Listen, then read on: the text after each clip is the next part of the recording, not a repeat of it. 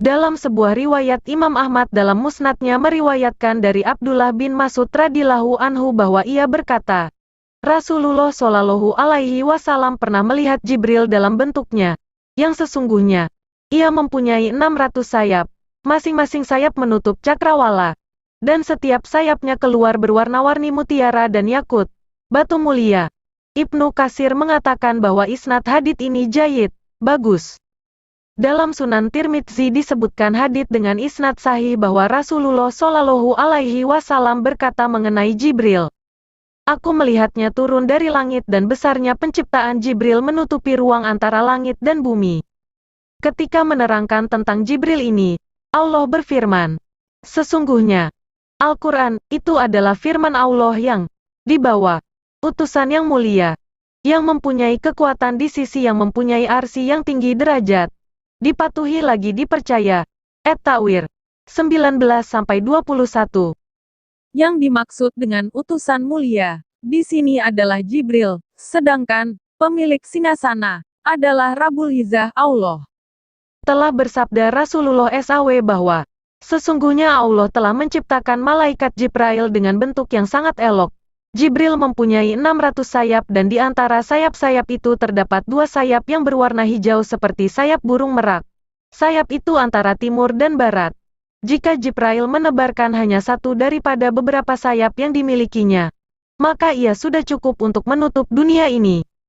Setelah memandang dirinya yang tampak begitu indah dan sempurna, maka malaikat Jibril pun berkata kepada Allah, Wahai Robku, apakah engkau menciptakan makhluk lain yang lebih baik daripada aku? Kemudian Allah pun menjawab pertanyaan malaikat Jibril. Tidak mendengar jawaban Allah, maka malaikat Jibril pun berdiri dan melakukan sholat 2 rakaat untuk bersyukur kepada Allah. Pada setiap rakaat salat yang dikerjakan oleh malaikat Jibril, dia menghabiskan masa selama 20,000 tahun lamanya. Setelah malaikat Jibril selesai melaksanakan sholatnya, kemudian Allah pun berfirman kepadanya, Wahai Jibril, kamu telah menyembah aku dengan ibadah yang bersungguh-sungguh dan tidak ada seorang pun yang menyembahku seperti ibadah yang kamu lakukan. Akan tetapi di akhir zaman nanti akan datang seorang nabi yang mulia, yang paling aku cintai bernama Muhammad. Dia mempunyai umat yang lemah dan sentiasa berdosa.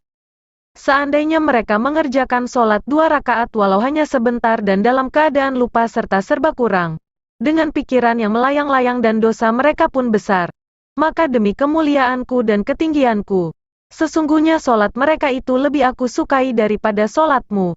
Hal tersebut karena mereka telah mengerjakan sholat itu atas perintahku sedangkan sholat kamu bukan atas perintahku.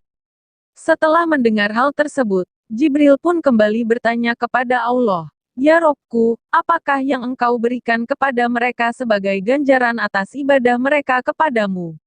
Maka Allah berfirman yang artinya, Ya Jibril, akan aku berikan surga Mawa sebagai tempat tinggal mereka. Malaikat Jibril kemudian meminta izin kepada Allah untuk melihat surga Mawa tersebut. Setelah Allah memberikan izin kepadanya, maka malaikat Jibril pun mengembangkan sayapnya dan terbang menuju surga Mawa. Satu hayunan sayap malaikat Jibril adalah sama dengan jarak perjalanan selama 3000 tahun. Maka terbanglah malaikat Jibril selama beberapa lama perjalanan. Malaikat Jibril akhirnya kepenatan dan turun untuk singgah dan berteduh di bawah sebuah pohon. Di sana ia bersujud kepada Allah lalu berkata, Ya Robku, apakah aku telah menempuh setengah atau sepertiga atau seperempat dari perjalanan menuju ke surga Mawa? Maka Allah pun berfirman, Wahai Jibril, meskipun kamu mampu terbang selama 3000 tahun dan meskipun aku memberikan kekuatan kepadamu seperti kekuatan yang engkau miliki, lalu kamu terbang seperti yang telah kamu lakukan, nescaya kamu tidak akan sampai kepada 1/10 dari beberapa puluhan yang telah kuberikan kepada umat Muhammad terhadap imbalan sholat 2 rakaat yang mereka kerjakan.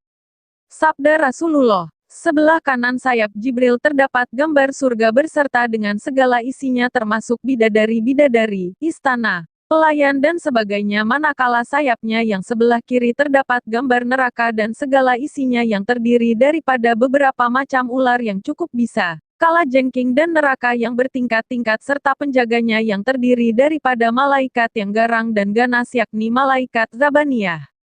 Kata Rasulullah lagi, apabila telah sampai ajal seseorang itu, maka akan masuklah satu kumpulan malaikat ke dalam lubang kecil pada badan manusia, kemudian mereka akan menarik rohnya dari kedua telapak kaki hingga lutut dan mereka pun keluar. Setelah itu datang lagi sekumpulan malaikat masuk menarik roh dari lutut ke perut. Begitulah seterusnya dari perut ke dada dan dada ke kerongkongnya. Itu saat nazak seseorang. Kalau orang yang nazak itu orang beriman, maka malaikat Jibril akan menebarkan sayapnya yang sebelah kanan sehingga orang itu dapat melihat kedudukannya di surga sehingga terlupa orang-orang di sekelilingnya. Jika orang yang nazak itu orang munafik, maka Jibril akan menebarkan sayap sebelah kiri untuk menunjukkan tempatnya di neraka sehingga ia menjadi sangat takut serta lupa kepada keluarganya, kata Rasulullah.